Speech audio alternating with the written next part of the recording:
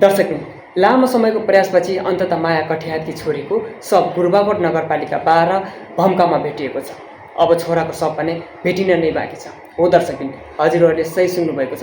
एउटै घरका सदस्य सधैँको लागि चाहिँ भेरीमा अस्ताउनु भनेको योभन्दा दुःखदायी घटना हाम्रो लागि के नै हुनसक्छ र? हो दर्शकबिन, हजुरहरूले एकदमै सही सुन्नुभएको छ। योभन्दा दुःखदायी घटना के नै हुनसक्छ र? किनभने कुनै पनि घरका सदस्यहरू तिनैजना एकैचोटि चाहिँ बिलाउनु भनेको चाहिँ हाम्रो लागि मात्र नभएर हाम्रो सिङ्गो समाजको लागि चाहिँ योभन्दा स्तब्ध घटना के नै हुनसक्छ र?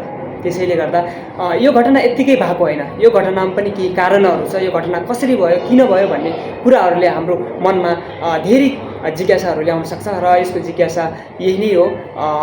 कुनै पनि व्यक्तिले, कुनै पनि श्रीमानले श्रीमतीलाई चाहिँ धेरै टर्चर दियो भने, धेरै मानसिक यातना दियो भने, धेरै भनौँ न अब टर्चर जस्ता चिजहरू दिन लाग्यो भने चाहिँ अभियसली अब जसले पनि एउटा विकल्प रोज्छ, कि त मृत्यु रोज्छ कि त त्यहाँबाट निस्कनु रोज्छ। हो, उहाँ माया कठियातले चाहिँ मृत्यु नै रोज्नु भएको छ।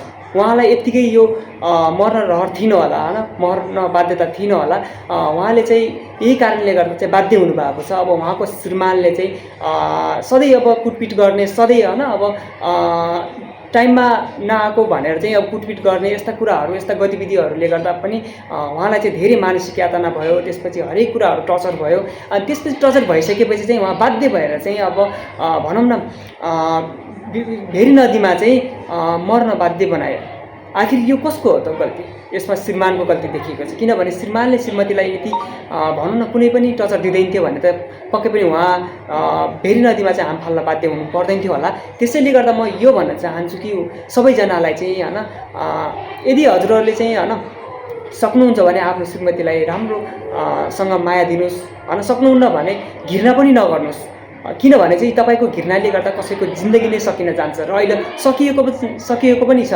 माया कठियातको भनौँ न उहाँ सकिनु पनि भएको छ। उहाँ मात्र नभएर उहाँका छोराछोरी पनि सकिनु भएको छ। त्यसैले गर्दा म यही अनुरोध गर्छु यो भिडियो मार्फत चाहिँ हजुरहरूले चाहिँ धेरै मानसिक यातनाहरू, धेरै खालका त्यस्ता नदिनु होला भन्ने आग्रह पनि गर्छु। र हजुरहरूलाई यो भिडियो कस्तो लाग्यो, जस्तो लाग्यो त्यस्तै सुझाव सल्लाह प्रतिक्रिया दिनु होला। मैले बोल्ने क्रममा केही मिस्टेकहरू बोलेछु भने क्षमा चाहन्छु र प्रतिक्रिया दिँदै गर्नु होला। अनि यस्तै भिडियोहरू म बनाइरहेको छु भन्दै अहिले बिदा दिनुहोस्। हस्त, नमस्ते साथी।